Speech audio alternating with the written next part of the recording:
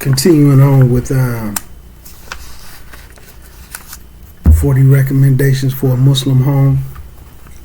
And we left off on a hadith.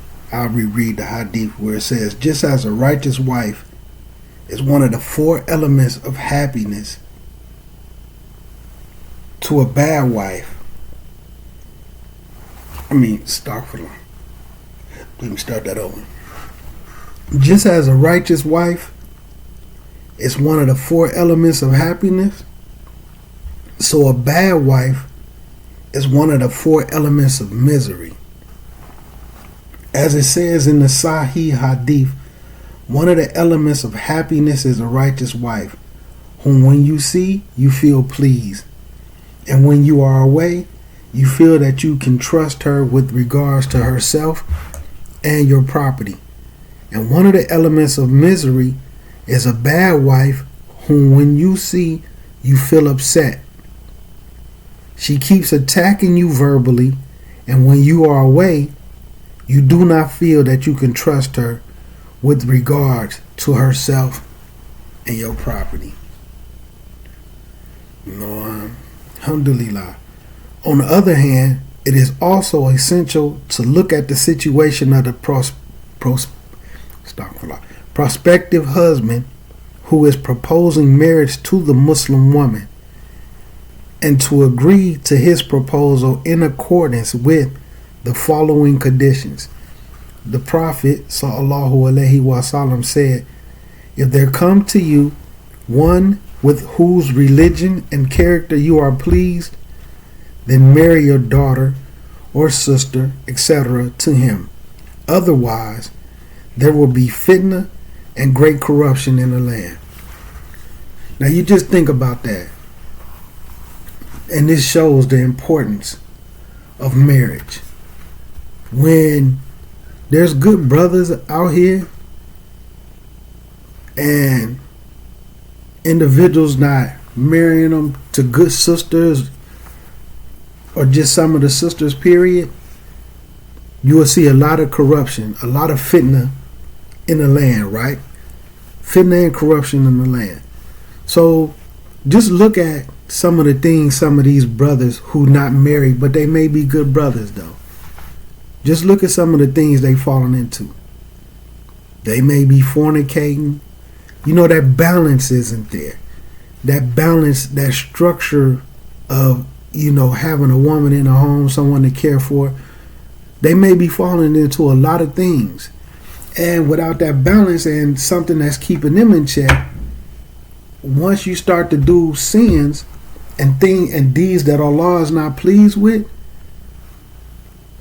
you start to do more. One sin leads to two sins. Two sins lead to four sins. Right? And this stuff leads to corruption. You might even start dealing with a Muslim woman that you're not even married to. And y'all just fornicating, committing adultery because you might have a wife and you cheating with another with a Muslim woman that you're not married to. Y'all might be drinking and doing things together. And then you just look at a lot of the sisters, man, who aren't married and some of the things they fallen into. Might even just be playing around, get a little bored, see a brother who got a little few dollars, get a few free meals out of them, get a bill paid. Just little stuff, man, using brothers, man. And this stuff is a fitna, man. It's a major corruption, man. You know what I mean? Some of these brothers, man, even putting their hands on some of these sisters. Some of these sisters putting hands on brothers, and they don't even be married to them. Just caught up in a whole bunch of fitna and corruptions. And while we at that, speaking on the characters of brothers and sisters, man, this is something that I kind of want to say to sisters, man. For some strange reason,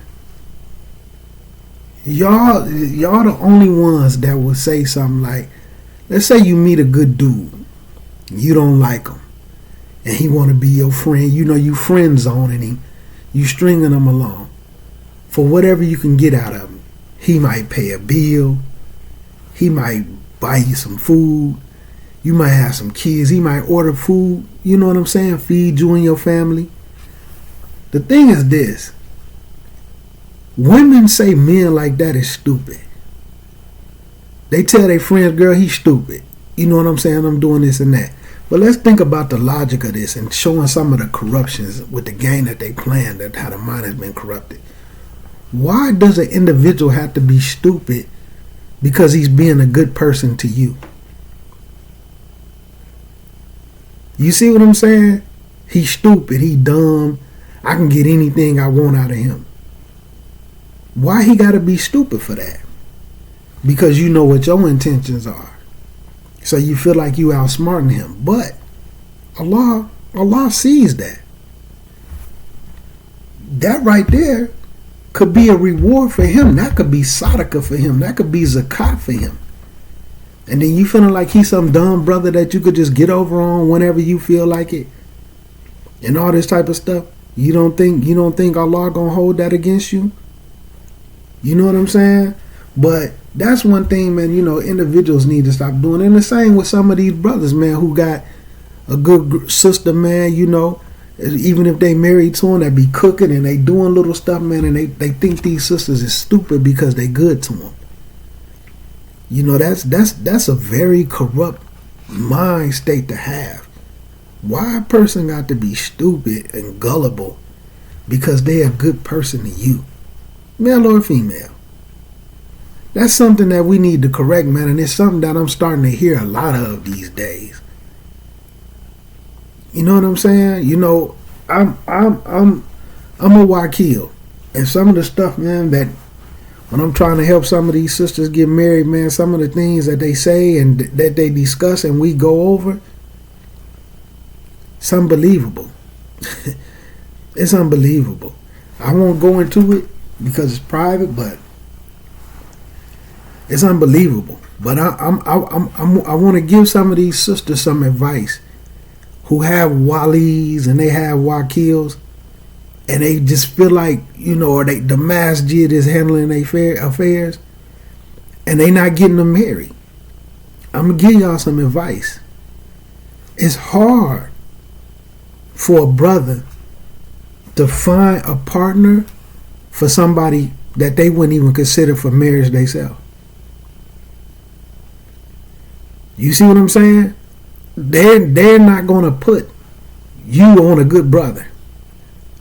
I'm just being honest with y'all, man.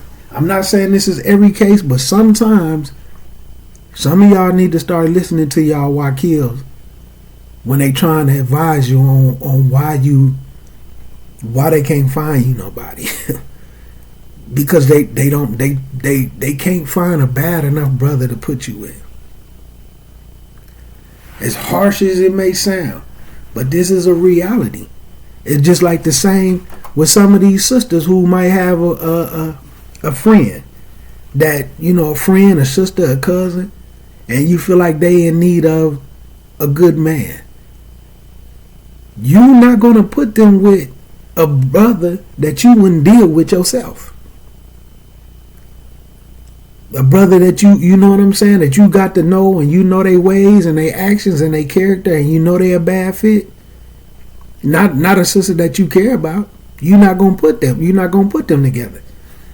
The same things happens for some of these wakils. Now, if you find a brother and bring the brother, had a brother come approach him, that's a different story, because you went and found the brother. Or the brother seen you and came to him. That's a different story.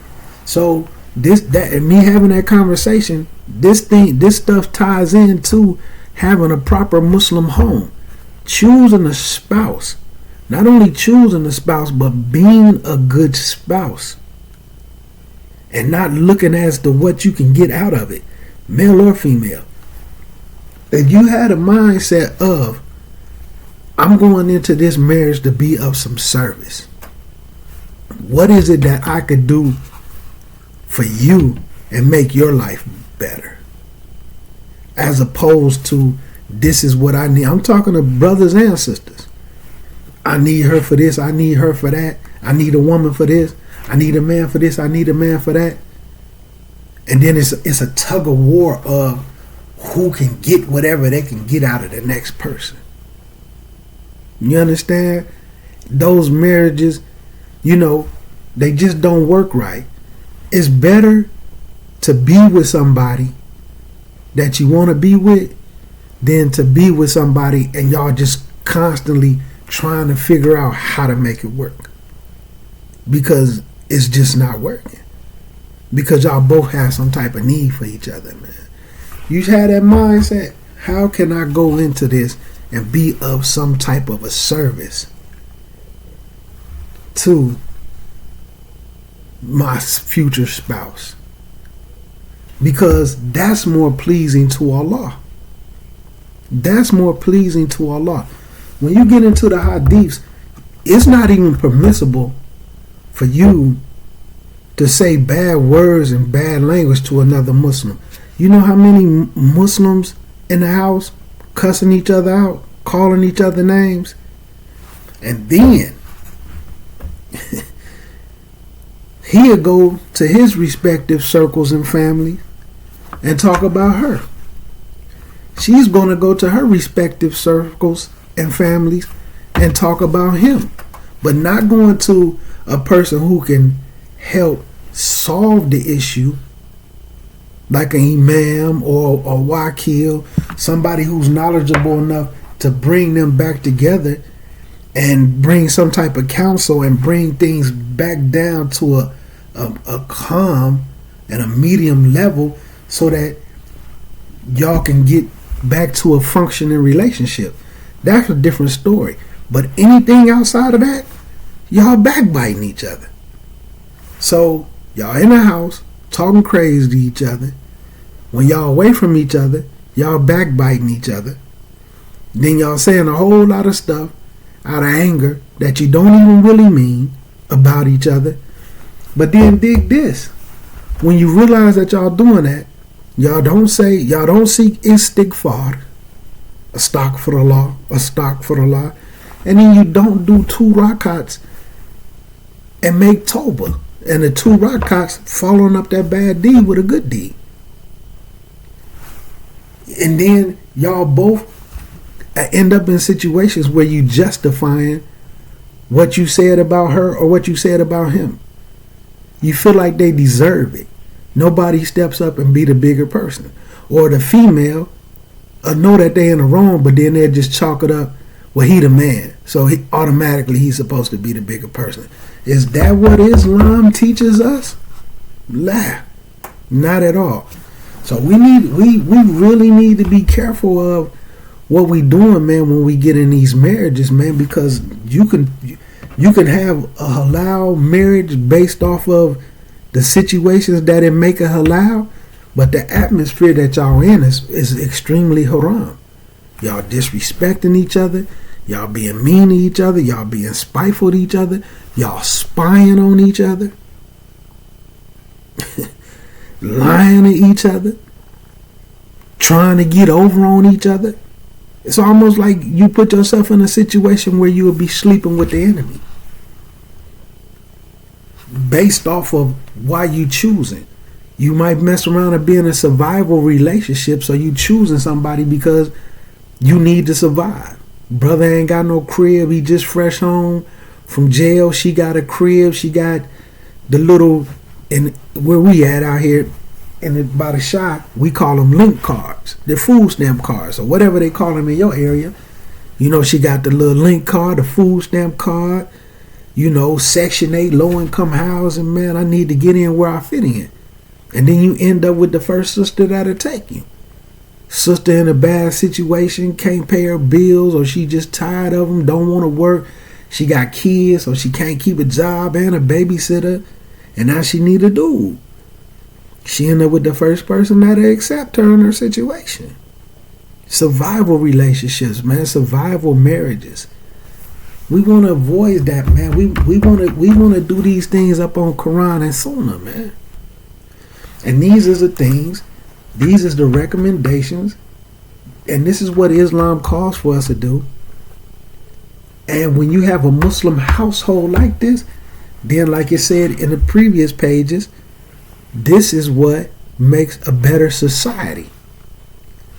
Good society start within the home. So let me continue on, man. So all of the above must be achieved through asking the right questions. This is in choosing a spouse, right? Verifying facts, gathering information, and checking sources so that the home is not corrupted or destroyed. Foolish is the one that corrupts and destroys their own home. With the one that you're supposed to lean on and depend on in this dunya, where all your secrets is supposed to be safe. When you're around, you know that one that's supposed to make sure everything is all right. You know what I'm saying? You have this new thing where women talking this. I'm masculine. I'm not feminine until I'm around a real man, right? So let's just flip it. What if you bump into a dude and he just rude and unruly, mouth just off the chain, say anything, and then you be like, you kind of rude, man. You kind of got an attitude problem. And then he say, that's because I'm not in the presence of a real woman. Only a real woman can make me act like a real man. It wouldn't make no sense. But for women, it make perfect sense because it's just an excuse and a cover up for their bad behavior. Oh, the real man will make me act this way and all this type of stuff. Y'all wasn't saying that type of stuff 10 years ago. Y'all need to quit catching these bandwagon terminologies and stuff we getting caught up in, like the kuffar. You know what I'm saying? A woman is a woman and a man is a man. Now, if that's been corrupted, it's just been corrupted. But continuing on.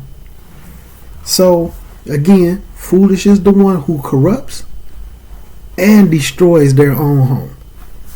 The righteous man and righteous woman together will build a righteous home.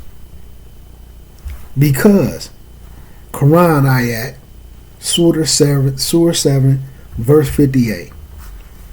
And the good land, its vegetations come forth easily by the permission of its Lord. And that which is bad brings forth nothing but a little with difficulty. It brings forth only a little bit in a very difficult situation. But that which is good, just fruits and vegetables just come through easily in abundance. This is the similitude of a good marriage with a good brother and a good sister as opposed to a bad one. Some of us been in bad marriages, right? And just think about it. What did you really accomplish, man, besides maybe a couple of little selfish little things that you may have came up with? What did y'all build? What did y'all have to stand on? And then if y'all did build something, if y'all did accomplish something, did y'all destroy it? When y'all was down spiraling into a split? Man, we got to start thinking about these things, man. When Jannah is on the forefront, and Jannah is what we chasing, instead of these desires and this dunya and being tricked by the shaitan at every single curve, we gotta start in here. And then you see individuals who teaching like the fiqh tahara and things like that, and it goes like certain wudus and different things. One thing that sometimes where they leave out concerning the fiqh tahara, when you cleaning the heart and you purifying the heart, you got to change the way you think. You got to adjust your mentality. You got to be more on a righteous end. The wudus and things like that is the physical, and yes, they help, but you got to change the way that you think. You got to change what's in here.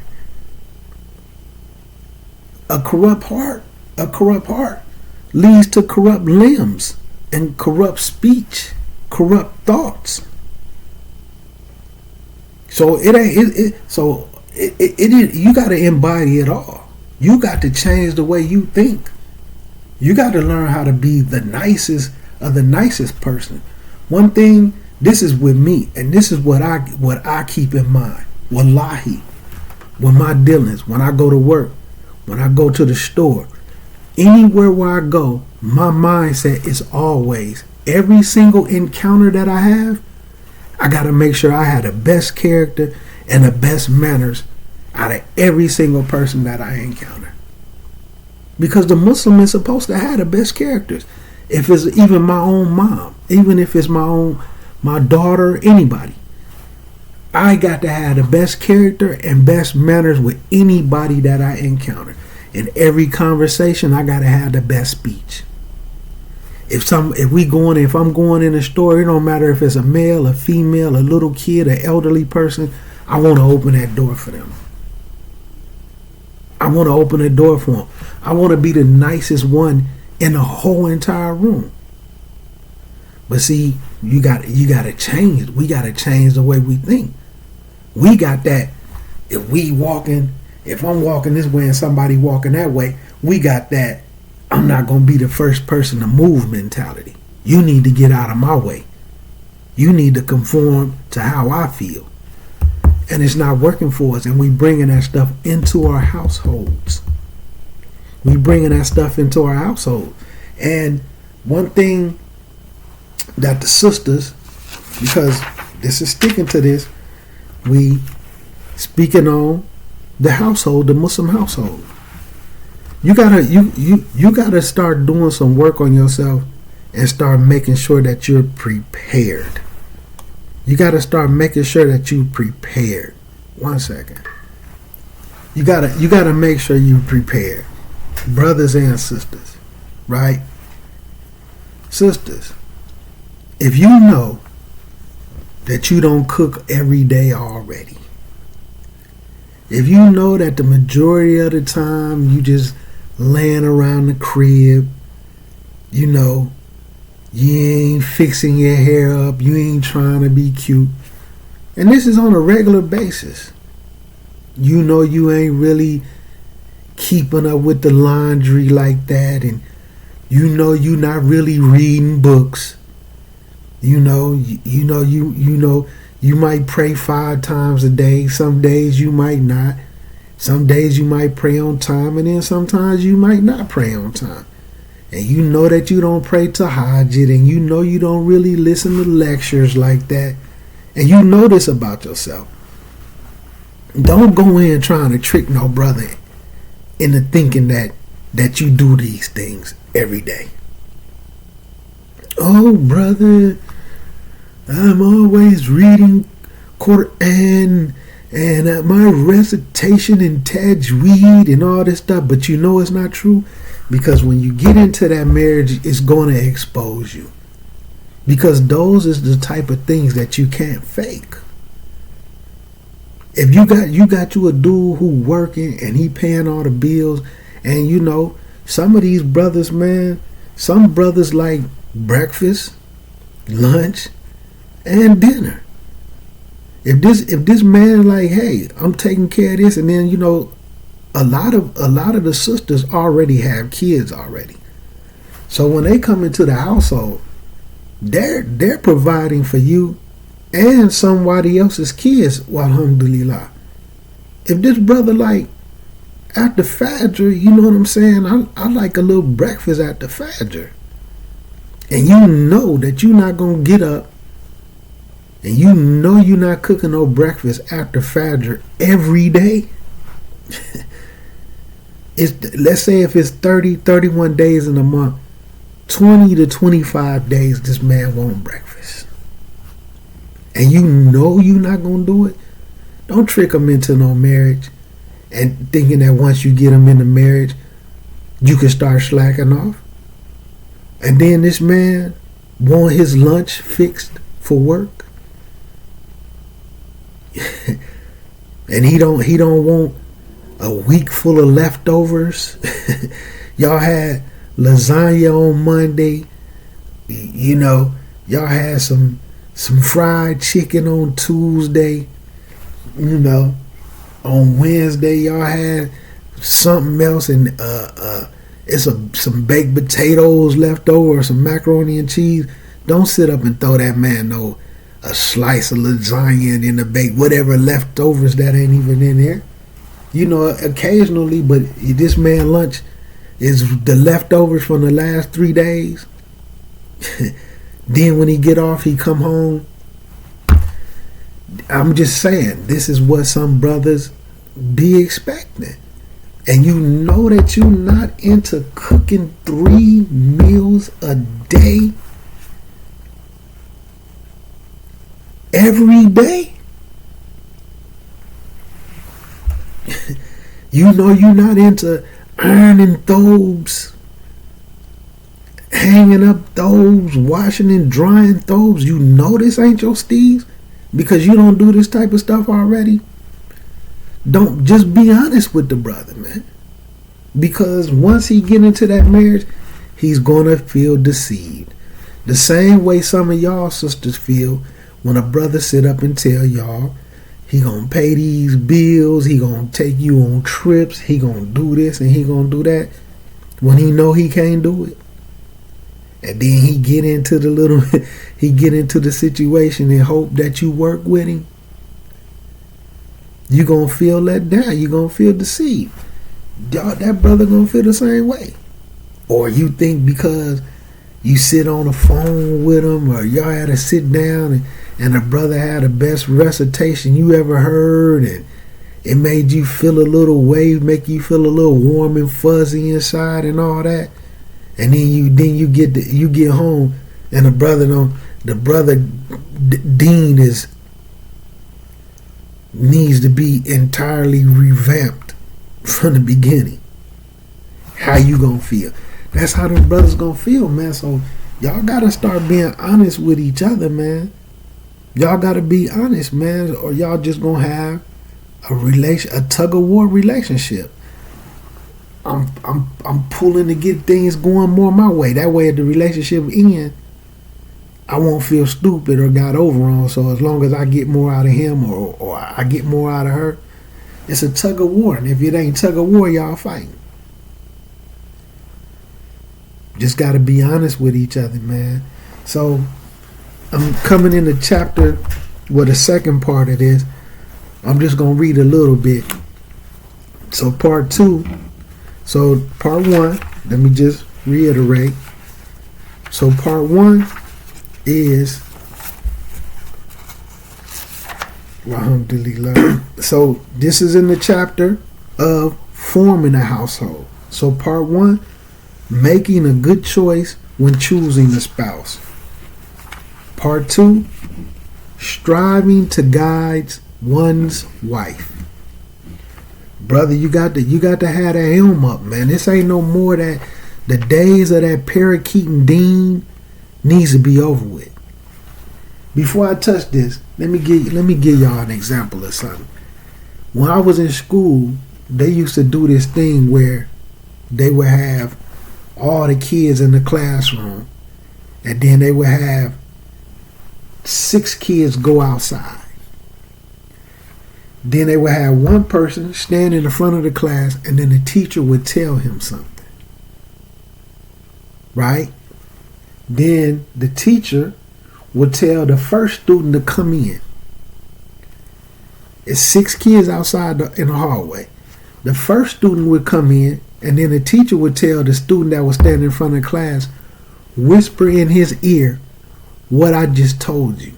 And then after you whisper in his ear, I want you to go stand outside the door and whisper it in the ear of the next student.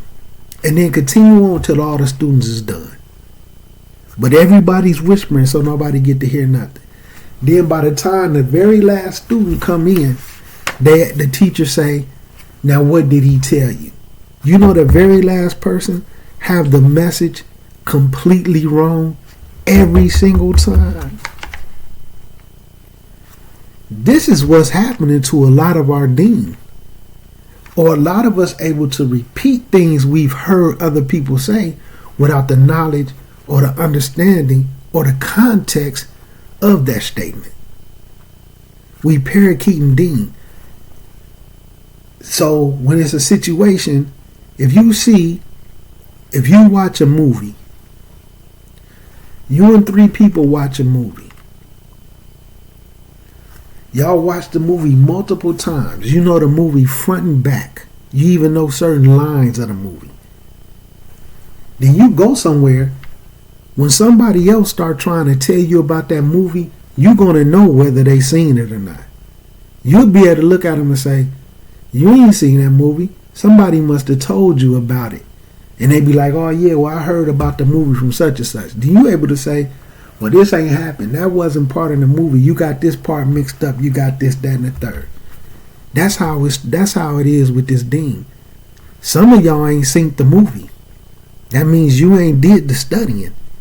And you trying to repeat stuff that you hearing other people say, not knowing they may have not seen the movie either. Or it's the exact same thing like with the students in the classroom. The teacher told one person, then he told somebody else, and then that person messed the messages up as he passed it on. And then he already got a messed up version of the story, so then he messed it up when he passed it on to the next person. Sometimes you end up being that 6th person trying to repeat something. Male and female. That's why you got to get into this Dean for yourself. You need to read these books for yourself. Not saying they're going to give you the whole understanding. Not saying it's going to make you a scholar. But at least you will know what's in them. You got, like right now, we done got to a point where you got individuals who've never even read. Sahih Bukhari is, what? No, let me go count them out. I want to say 9 volumes, 10 volumes. 9 volumes with the English, the ones with the English and the Arabic in them. 9 volumes. And you got an individual who ain't even read 20 pages straight in one volume, but they want to argue about hadiths. You don't even know what's in them. Same with tafsir. Somebody, like tafsir says this, you want to argue. Because you done heard somebody say, oh, well, we this and that. Nobody knows Islam better than us. We the best to ever know Islam. According to who? According to who? When you just parakeeting something, and you just parakeeting something, and you just parakeeting something, now everybody just parakeeting stuff. You even got people now trying to use the dalil that's not even dalil for the situation, just for the purposes of trying to win an argument. Man, we got to be better than this, man. And if you're going to be that way, don't be that way with your spouse in your own house. Because you're only going to corrupt and destroy your own home. And some of us is so used to toxic situations, man. We don't even know how to be peaceful. Some people don't know how to live and be in a relationship where there's absolutely no arguing. I know some females, man, if you don't argue with them, they'll think you don't love them. Because arguing means you care. Nah, you too toxic. Or arguing with them and standing on their throat, making them shut up and woo out the woo, means you a man. Yeah, he a real man. He'll argue with me. Sister, you toxic. You know what I'm saying? Girl, I like to push his button. No, you just toxic. But then when you keep pushing his buttons, and then if the relationship flip, and then he go get another woman and she get more time because you was a habitual button pusher. Now you want to try to now you want to look up some Dean. now you want to study for the purposes of trying to correct somebody. So sticking to it, man. Striving to guide one's wife. Brothers, learn your Dean, man. How can you give somebody something that you don't have?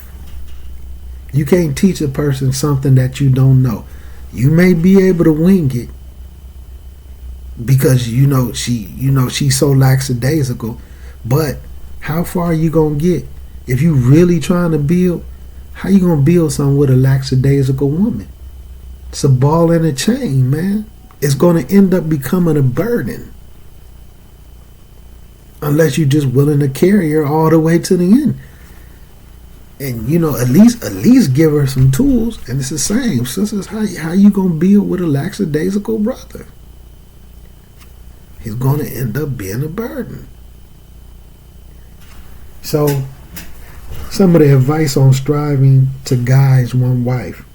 If one's wife is righteous, this is a blessing indeed, and this is from the bounty of Allah. If she is not that righteous, then it is the duty of the head of the household to strive to guide her. Any of the following scenarios may apply. And one for the brothers, you got to keep in mind, man, there's going to always be some crookedness in her. We know the hadith. And if you try too hard to straighten that crookedness up, you're going to break her.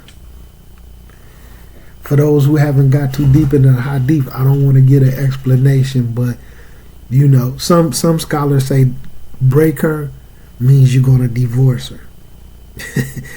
You try to straighten her up too hard because what? She's going to start rebelling. You trying to control me. See, you dealing with individuals who say, I want a man to lead me. I need a leader. But then when you start trying to lead them, what you doing? Talking to them like they're a little kid. Talking to them like they dumb. Right? Trying to control them. You wanted a leader. You wanted somebody to guide you. But some of these sisters, don't even lead me to the water because you can't make me drink. Don't even show me how to get to the water. Just tell me it's some water out there and I'll go find it. Right? And then what they do, this be the funny part. The sisters say, I'll just go find where the water is myself. What you think she gonna do? Brothers, we know. What she gonna do? She gonna leave the house and go ask another brother. Hey, if they sit up there, the husband can say this and that. I don't need no man. I don't need to listen to you. And then they go find another brother to ask. So we gotta keep it together, man. So no, I'm not trying to diss the sisters. I'm not saying this is every last sister, but these is some real. And I know the brothers, we definitely got our issues too, and all that's gonna be addressed as we get to those parts of the book. But right now, this is some of the issues that's dealing with the sisters, man. You can't sit up and say, I want a strong man to lead me, and then when he tell you something, right? Well, you talking to me like a little kid. You talking to me like I'm dumb. Who you think you is to be saying something? You left your sock on the floor when you got off work. You know what I'm saying? Like, you gotta learn how to rise above these things, man, the toxicity, and learn how to come to a humble ground in the middle and be peaceful with each other. Every single situation, and take the medicine. If y'all hot and heated, calm down, go make wudu, come back and sit down and sit for a minute. And then if y'all still a little heated, go make wudu again, and then come back and then lay down. And then, just for the sake of y'all marriage and the relationship, the bond y'all trying to build, just leave it off till tomorrow. Sleep on it. Give each other some time to really think about their own. Look at your own self first. What could have did different in this situation? How could I have addressed? Maybe it was wrong the way I addressed her. Maybe I addressed him wrong. Sometimes you have to take a little time and sit on it. Unfortunately, sometimes it takes for these two to actually split, and they not sharing a home no more. And then a week or two pass, and then when they see each other, it's like, baby, I'm sorry, it wasn't even that serious. Both of them. I ain't even really mean it, I was just upset. Sometimes you need to do that before y'all end up out of the house. Before y'all go start telling everybody y'all situation, and then you got people in your ear that doesn't love your spouse and don't want love from your spouse. So they're not going to speak to you from a loving situation. Sometimes people are going to speak to you based off of their own experiences. You can have this real talk, brothers and sisters. You can have a brother whose wife is off the hook at home, and he knows it. But then he'll tell another brother, man, I wouldn't put up with that if I was you. You putting up with worse. You can have a sister at home getting her head knocked.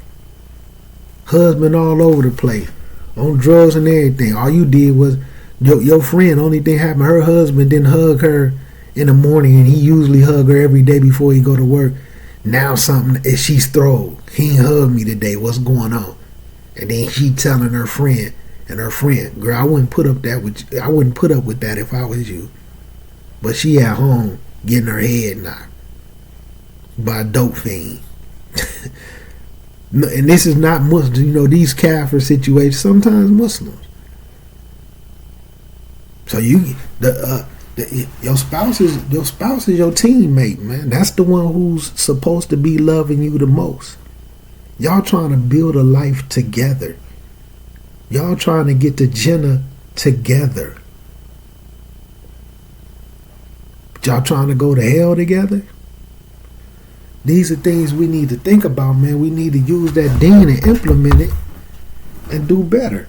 So like I say, any of these following scenarios may apply. A man may marry a woman who is not religious in the first place because he himself is not religious at first. You see that? Sometimes these brothers specifically want a woman who ain't got deen because he don't. And he know if he's not praying, he know if he's not fasting, he know if he smoke a little weed, pop some perks, drink, whatever he got going on. He wants a woman who's not going to mind him sitting around being that way. A righteous sister ain't going to deal with that. And vice versa. If the sister, if she lacks the days ago and everything that she got going on, if the brother's righteous, he's not going to deal with that. So some of these sisters, man, they, y'all picking, man, certain individuals, man, because y'all know y'all shortcomings, man. Y'all know y'all shortcomings. So a man may marry a woman who is not religious in the first place because he himself is not religious at first. Or he may have married her in the hope of guiding her, or under pressure from his relatives, for example. In such cases, he must strive hard to guide her. A man must also realize from the outset that guidance comes from Allah, subhanahu wa ta'ala, and that Allah Azza wa Jal is the one who reforms people. You got to stay on that right path, Siratal Mustaqim, so that Allah give you this thing. In the Quran al-Kareem, Allah give us a decent list of those who won't get guidance.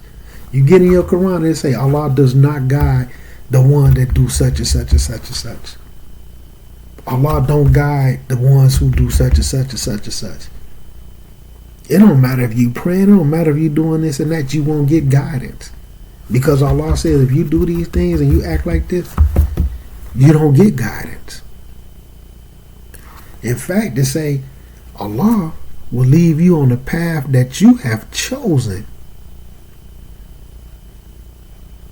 until you're driven into the hellfire, until you land in the hellfire. It's guaranteed that you gonna end up in the hellfire because you choosing a path that leads to it. Where the guidance at? Where the guidance at? So know that Allah is the one who reforms people. One of his blessings to his slave, Prophet Zachariah and Zechariah, may Allah be pleased with him, was, as he, the Almighty, all gracious, said, and we cured his wife for him. Allah fixed her. Allah got her together. That's Quran Surah 21, ayat number 90. This curing or reforming may have been physical or religious.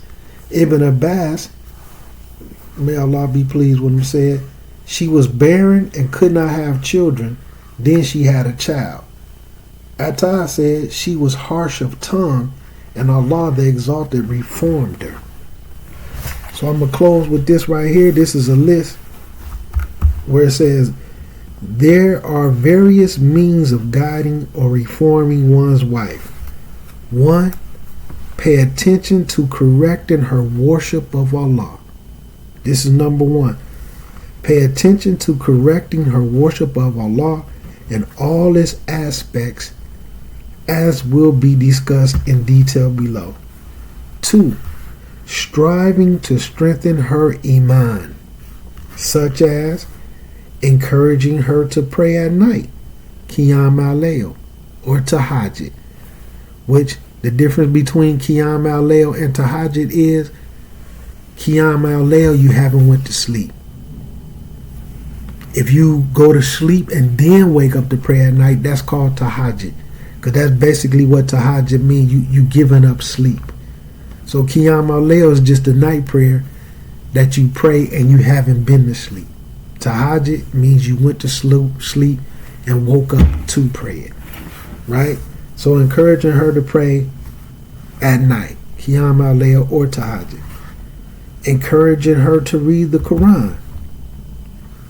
Encouraging her to memorize adhkar, dhikr, various forms of dhikr. And then the best remembrance, right? There's dhikr on the tongue, and then there's dhikr of Allah on the tongue, and then there's dhikr of Allah in the heart and in the mind.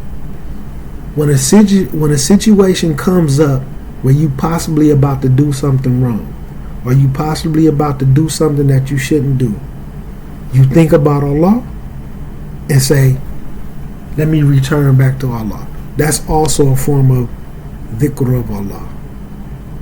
Okay, I'm getting ready to argue with this man. I'm getting ready to push buttons. I'm getting ready to argue with this sister. I'm getting ready to push her buttons.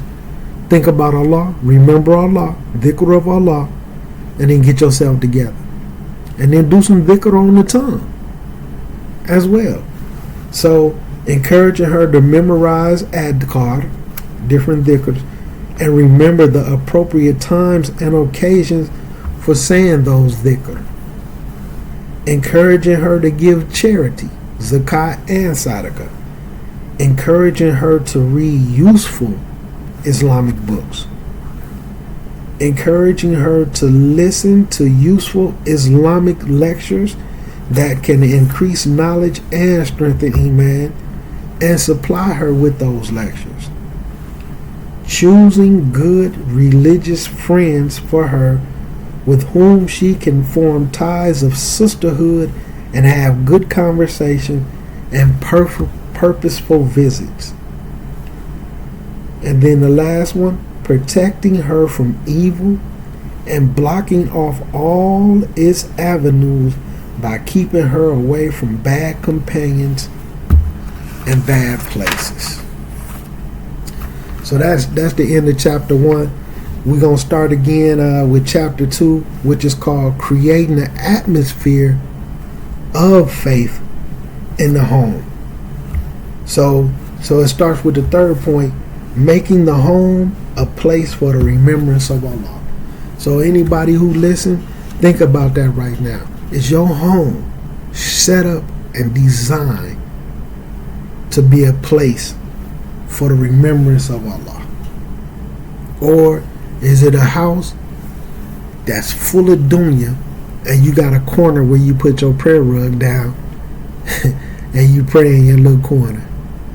Whole house for the dunya. This little corner right here, even if you got a little corner to put your prayer rug down, some people have to go find some space somewhere and put their rug down and start praying. Everybody got their little books. You know what I'm saying? What your books looking like, man? Is they full of dust? How often do you bust them open? Is your house really set up for the remembrance of Allah? Or is it set up for the remembrance of Shaitan? Alright, so Bismillah Allah Ta'ala, we'll get a chance to complete this book. I'm just going to get through it and quit doing so much yapping. Be getting beside myself sometime. So y'all got to forgive me. If anything I said that was incorrect, it came from myself and the Shaitan.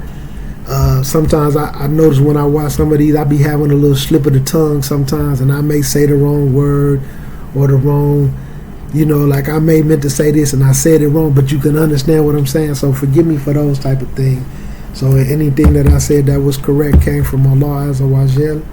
And may Allah bless us all, guide us all, help us to remain firm upon Sirat al-Mustaqim, and guide us to Jannah with ease.